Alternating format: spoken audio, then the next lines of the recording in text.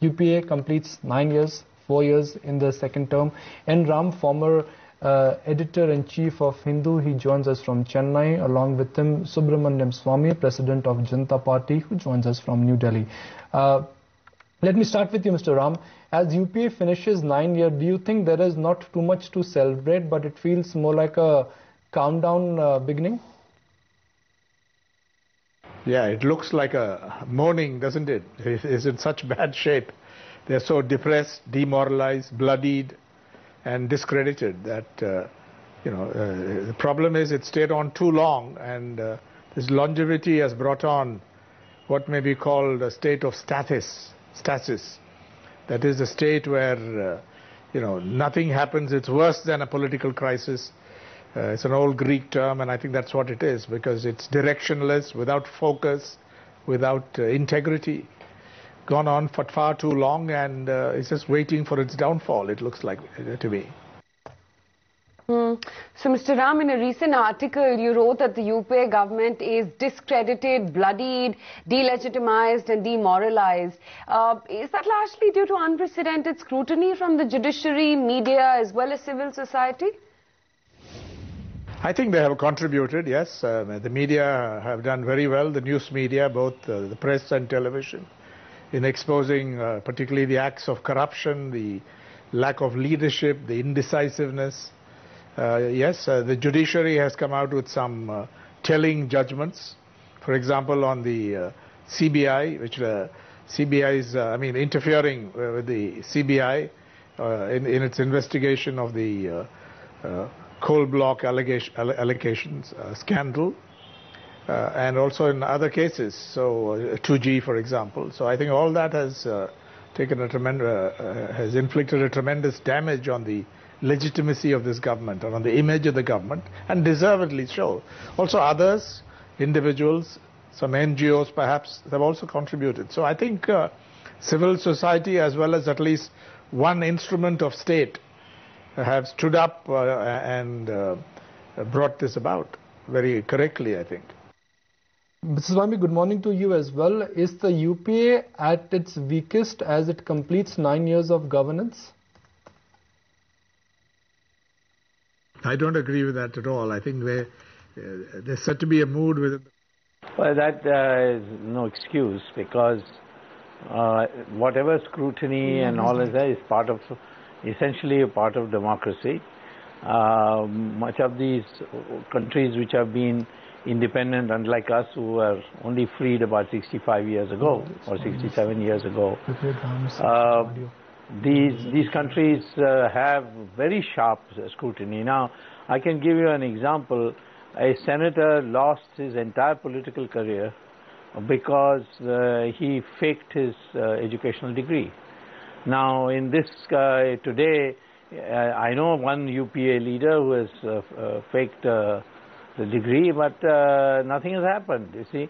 So the scrutiny is still not as intense as it is in democratic countries of the West, and I think this growing scrutiny, you have to adjust to it.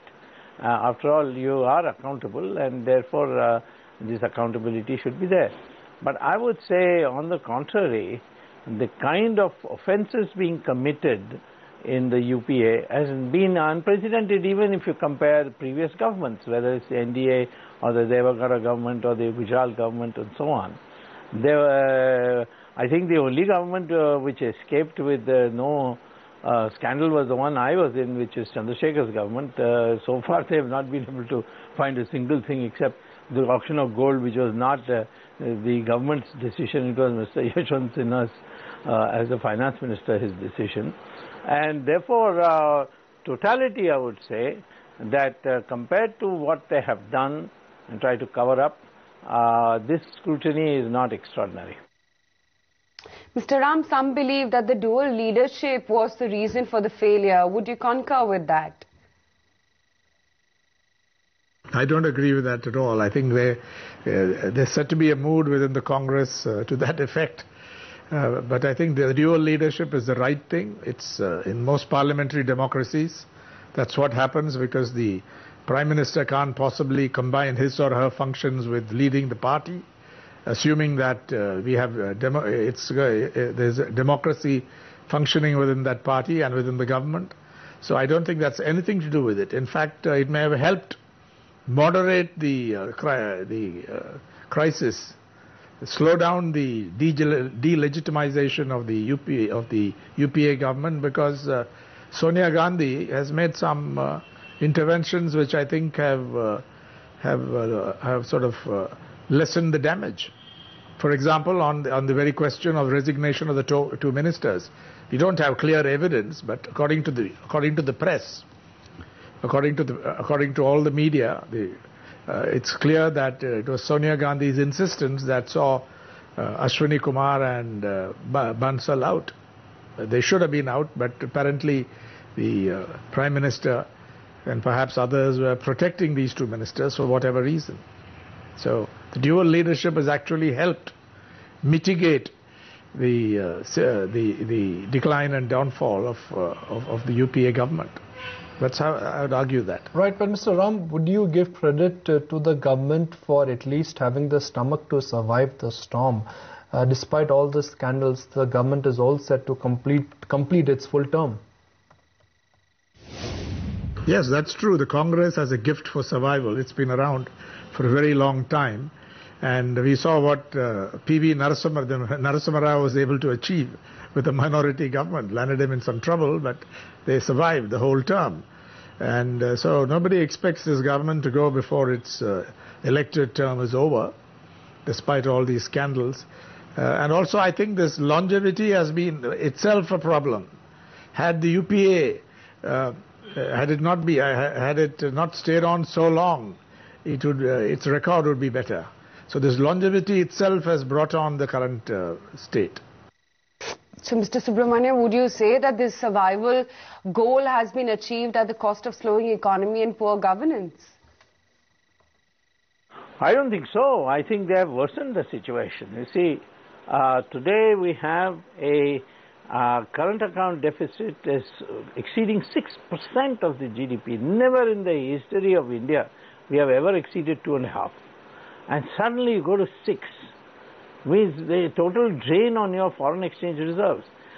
I don't think that except these Latin American countries on the verge of a financial collapse had this high rate. Then look at the fiscal deficit. Both state and center combined. It's more than 12%. Even today, there's no country in the world which has 12%. 12% is considered extremely dangerous. Anything over 8% is dangerous. And today, the combined fiscal deficit is more than 12%.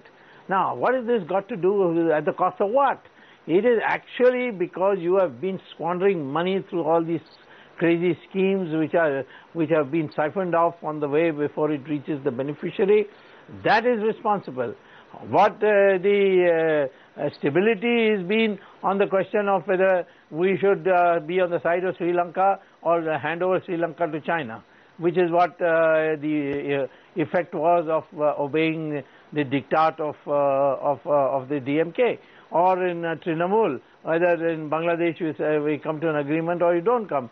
Every constituent was asking them to decide on foreign policy issue and threatening stability. The only place where they have miserably compromised for the sake of remaining in power is in foreign policy. But in economic policy, I have found very little, except on the case of raising railway fares, which is in fact, in my opinion, indefensible. Raising of fuel prices is totally indefensible. I can tell you alternative ways of raising it. And in fact, if the government had auctioned these natural resources like spectrum and coal and oil and so on, they would have had no need for any taxes at all. And they brought back the money that is deposited in illegal bank accounts abroad. There would have been no need for any taxes. So I don't think that this is correct at all. This excuse is totally unacceptable. Right. So, Mr. Swamy, should markets and economy prepare themselves for November polls now?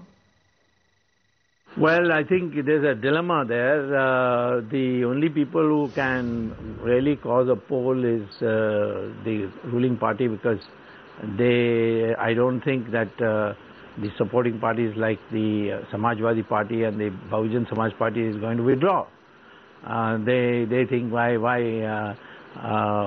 withdraw, have 6 months more of doing what you're doing, and the Samajwadi Party has just come to power, so it wants to carry on. So no constituent is ready. The only people who can go to polls are the Congress Party deciding that if they wait longer they'll get less seats, and so let's go early.